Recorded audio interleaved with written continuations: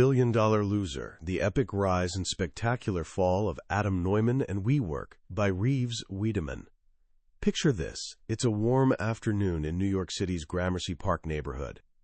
A young architect is heading back to his office when something bizarre catches his eye. A tall, striking man with long, dark hair is striding down the sidewalk, talking frantically into his phone. He's wearing expensive casual clothes, a gray t-shirt, black pants. But here's the kicker: no shoes. This guy is walking completely barefoot on the grimy pavement of Manhattan. Now, New York is weird, right? You see all kinds of things. But this wasn't just some random eccentric. This was Neumann, founder and chief executive of the We Company. At that exact moment, his company, WeWork, was supposedly the most valuable private startup in America, worth $47 billion. On paper, he was one of the wealthiest people on the planet, and his empire? The one he'd spent a decade building? It was in the middle of the most humiliating, catastrophic implosion in modern business history. So how does someone who seemingly has it all, the vision, the charisma, billions in funding, end up wandering barefoot through the city while his kingdom crumbles? How does a company promising to elevate the world's consciousness become a global punchline? That's the wild story we're diving into today, through Reeves Wiedeman's incredible book, Billion-Dollar Loser. This isn't just about a failed public offering. It's about the intoxicating power of a good story, the dangers of unchecked ambition, and a financial system that let a fantasy grow so massive it almost felt real. By the end, you'll understand the magnetic formula that convinced the world's smartest investors to pour billions into what was basically an office rental company. More importantly, you'll see the timeless human flaws that brought it all crashing down. This is a masterclass not just in business, but in the seductive dance between genius and delusion. And it all starts with a chilling prophecy from a high school driving instructor. Long before Neumann was a billionaire, he was a teenager in Israel learning to drive. His instructor, a man named Ari Eigenfeld, saw something in young Adam, a restless, charming, slightly reckless energy. After watching him behind the wheel, Eigenfeld made a declaration that would echo through the decades. Either Adam will end up in jail, or he'll become a millionaire. Turns out, he would come dangerously close to both. To understand WeWork's story, you first need to understand Neumann. His childhood was basically a blueprint for the company he'd eventually create. Born to two young doctors, his upbringing was anything but stable. He moved 13 times before turning 22. His parents divorced when he was young, which he later called the hardest moment of his life. He bounced from Israel to Indianapolis and back, always the new kid, always the outsider, trying to find his way.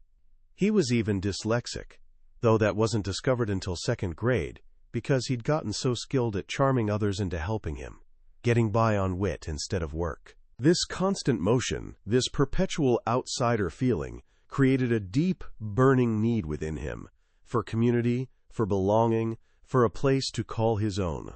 He found a taste of that at kibbutz Nir Am, one of Israel's utopian communal farms. There he witnessed the power of community firsthand, but he also noticed its flaws. The guy running the silverware factory, working 16-hour days to keep the kibbutz afloat, made the same money as the guy tending the garden for half that time. It never made sense, he said later. This planted a seed that would define WeWork, a capitalist kibbutz, a place with all the warmth and connection of community, but where, at the end of the day, you eat what you kill. After serving in the Israeli Navy, an experience he'd later embellished depending on his audience, he landed in New York City shortly after 9/11, crashing rent-free in his sister Audie's Tribeca apartment. She was a successful model. He was a 22-year-old freshman at Baruch College, living off his grandmother's generosity. Just another young person in the big city, dreaming of making it big. His first business ideas were, let's be honest, terrible. He tried creating women's high-heeled shoes that could collapse into flats. The prototype was so dangerous it nearly sliced off an employee's finger. Then he pivoted to crawlers, baby clothes with built-in knee pads. The tagline? Just because they don't tell you doesn't mean they don't hurt. He was burning through his grandmother's seed money faster than he could make it, his student visa about to expire. Here's the key moment. Adam Neumann was, for all intents and purposes, a failure. A college dropout with a failing baby clothes company, a charismatic talker with nothing to show for it. And then he met Rebecca Paltrow. On their very first date, she looked him straight in the eyes and delivered a verdict that would change everything. "You, my friend, are full of shit. Every single word that comes out of your mouth is fake." She saw right through his act. He talked constantly about money, a sure sign he didn't have any. She saw he didn't actually care about baby clothes, and wasn't even good at selling them. No one had ever held him accountable like that. But she also saw something else. Raw, limitless potential. "I just knew that he was going to be the man that was going to, hopefully, help save the world," she said later. She became his muse, his spiritual guide, and, as the company would later claim, his co-founder. She introduced him to Kabbalah, a form of Jewish mysticism, which gave his ambition spiritual language, and she pushed him to stop chasing silly ideas and find his true calling. That calling emerged from simple necessity. To save money on his struggling baby clothes business, Adam moved his office to a cheaper building in Dumbo, Brooklyn. In that same building, an architect named Miguel McKelvey was working for a firm, feeling creatively unfulfilled. Miguel was Adam's opposite in almost every way. At 6'8", he was even taller than Adam, but quiet, methodical, introverted. He was raised in what he called a matriarchal collective in Oregon. 5 single mothers raising their children together, a kind of American kibbutz. He was the artist, the builder. Adam was the salesman, the dreamer. Miguel was the steady hand.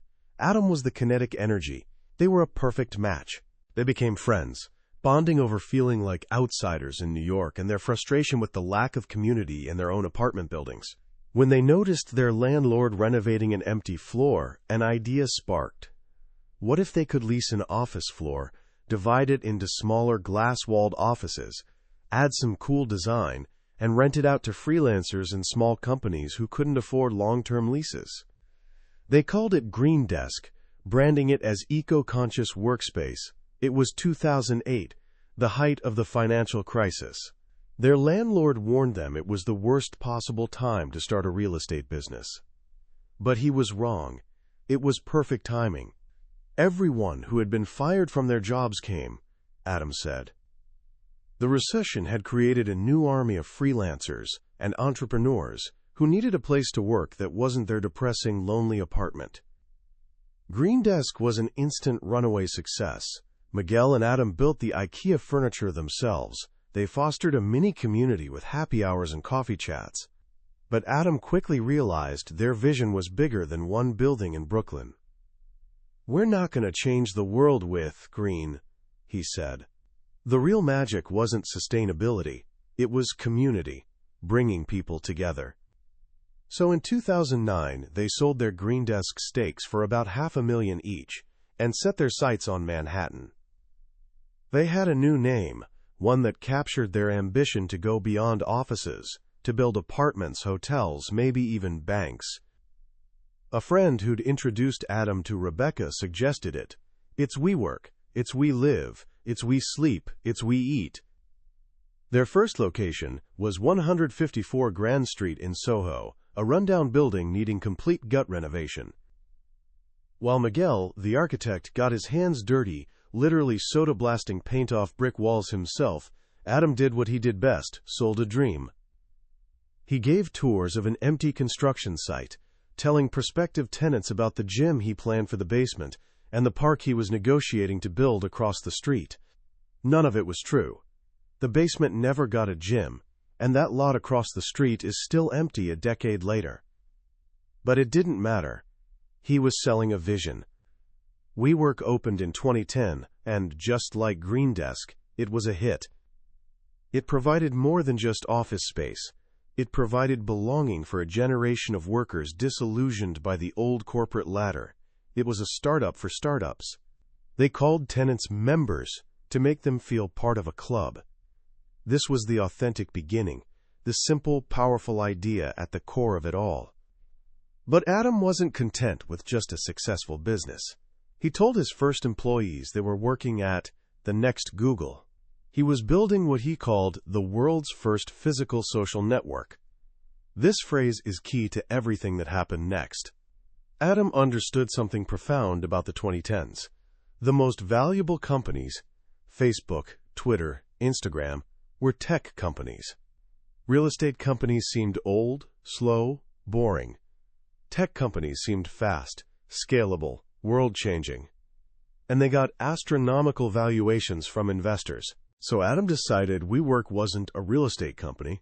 It was a tech company, a community company, a platform. It just happened to use buildings, the same way Uber happened to use cars. This story was incredibly compelling, and it unlocked the next phase, the rocket ship. The company's culture began reflecting Adam's larger-than-life personality. It was a whirlwind of ambition, parties, and relentless, hustle-harder mentality. They started an annual corporate retreat called Summer Camp, which quickly morphed from a small gathering into a massive, multi-day festival that felt like mini Burning Man, complete with famous musical acts, endless alcohol, and cult-like devotion to the company's mission. The lines between work and life completely dissolved. Your coworkers were your best friends, your office was your social club, and your boss was your spiritual guide. Adam started Thank God It's Monday meetings, mandatory weekly pep rallies where he'd deliver rousing speeches, followed by rounds of tequila shots. But as the we culture grew, so did the I at its center. A hierarchy began forming.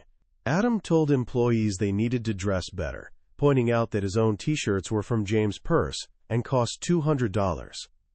I look like someone people want to be, he said. He surrounded himself with a close circle of friends and family from Israel, creating an inner sanctum. His loyalty tests became more frequent. The fun, communal startup was slowly transforming into a kingdom, and there was no question who was king. In one meeting, he made a declaration that captured the shift perfectly. I am WeWork.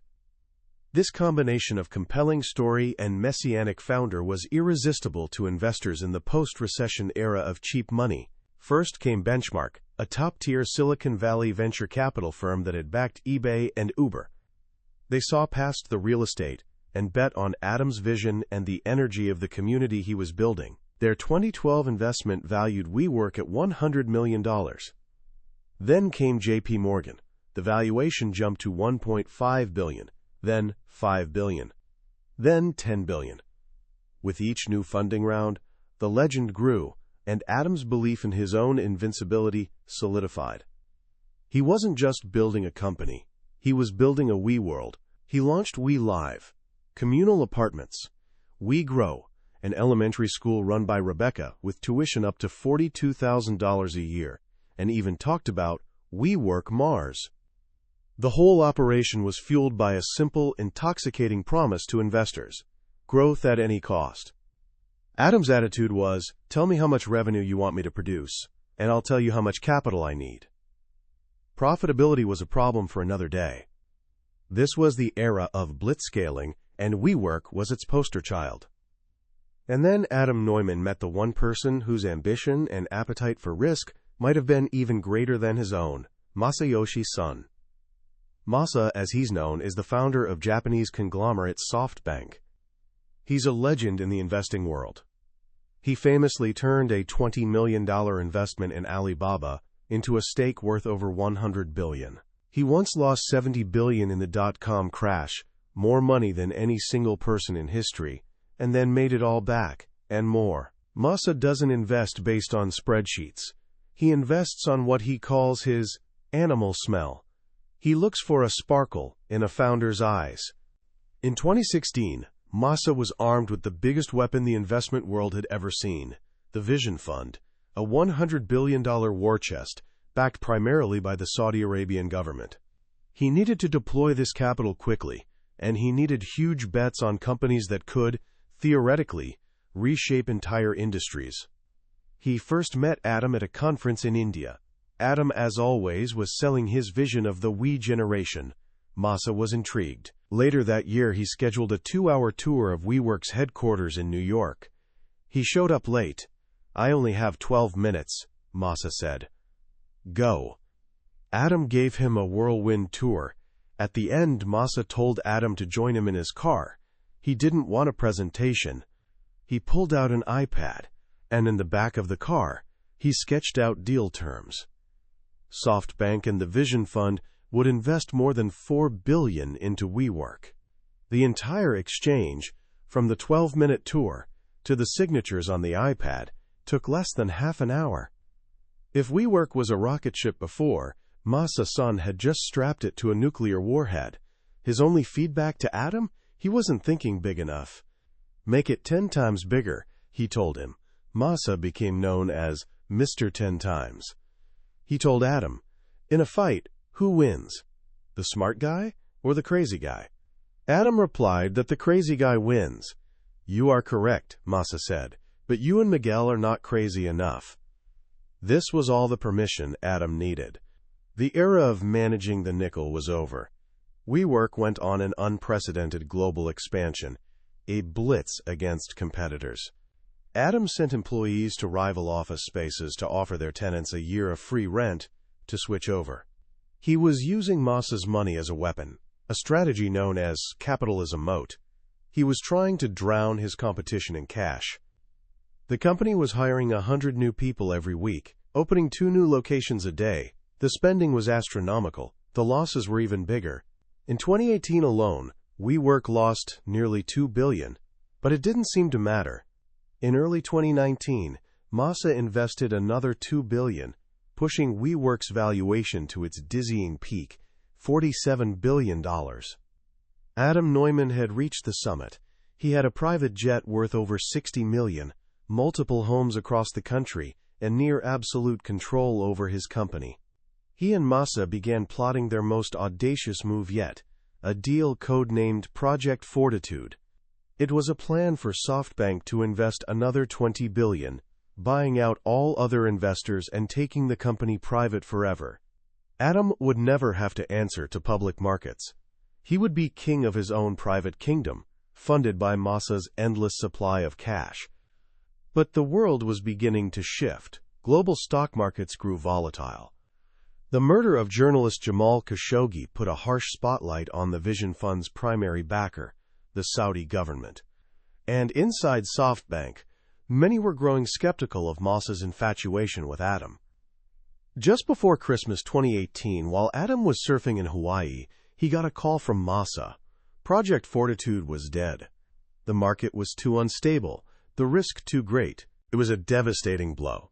Adam had come to see Masa as a father figure, the one person who truly understood his vision, and now he'd been abandoned. One of his top deputies later said, "I don't think he ever really recovered. Almost all of his actions, from there to the end, tie back to that." With no more private money on the horizon, WeWork was out of options. The company was burning through cash at an alarming rate. It had to go public. What happened next was the unraveling. In August 2019, WeWork released its S-1, the document required for a public offering. It was supposed to be a dry financial prospectus. Instead, it was a bizarre, sprawling document that laid bare all the company's excesses and contradictions. It opened with a strange, mystical dedication written by Rebecca. "We dedicate this to the energy of we, greater than any one of us, but inside each of us." It detailed Adam's immense control, including a provision allowing Rebecca to help choose his successor. It revealed shocking conflicts of interest, like the fact that Adam had purchased buildings and then leased them back to his own company, personally collecting millions in rent. Or that he'd charged the company nearly $6 million for the rights to use the trademark "we," a name he didn't even come up with. And then there were the numbers. The document confirmed what critics had suspected for years. Beneath all the talk of technology and community, WeWork was a traditional real estate company with a frighteningly risky business model. It was losing billions, and its path to profitability was nowhere in sight. The public reaction was swift and brutal. The company, and Adam himself, became subjects of intense mockery and scrutiny. The magical story that had worked so well in private boardrooms fell completely flat under the harsh lights of public opinion. Adam's investor roadshow was a disaster. His charismatic sales pitch, once his superpower, now came across as rambling and desperate. A banker told one of his executives, "Every meeting Adam has, you're losing $1 billion off your valuation." The valuation plummeted from $47 billion to $20 billion to under $10 billion. The public offering was postponed, then canceled. The company was weeks away from running out of money. The very investors who had enabled Adam's rise, SoftBank, JP Morgan, Benchmark, now turned on him. The board realized that the only way to save the company was to remove its founder. In September 2019, just 6 weeks after releasing the S1, Adam Neumann was forced to step down as chief executive of the company he'd built. SoftBank stepped in to bail out the company, but at a valuation of just $8 billion, a fraction of its peak. Adam walked away with a potential exit package worth over $1 billion, a golden parachute that stunned the world. The dream was over. The We company laid off thousands of employees. It sold off the private jet, shuttered WeGrow, and abandoned its grander ambitions. The physical social network had collapsed. The king of the capitalist kibbutz had been dethroned, and the man who was once on top of the world was left to wander the streets, figuring out what had just happened. When you step back from the whirlwind of parties, private jets, and billion-dollar valuations, the WeWork story becomes a powerful, almost tragic fable for our times. What can we, especially as young, ambitious people, learn from this epic rise and fall? The first and most obvious lesson is about the immense power of a story. Adam Neumann was, without a doubt, a master storyteller. He didn't sell office space. He sold a vision. He sold community, a new way of life. The idea that your work could be your passion, and your colleagues could be your family. He understood that humans aren't just motivated by logic and spreadsheets. We're moved by emotion, by belonging, by the desire to be part of something bigger than ourselves. For anyone looking to build something, this is crucial. Your story, your why, can be your most powerful asset. But this story also serves as a stark warning about believing your own story too much.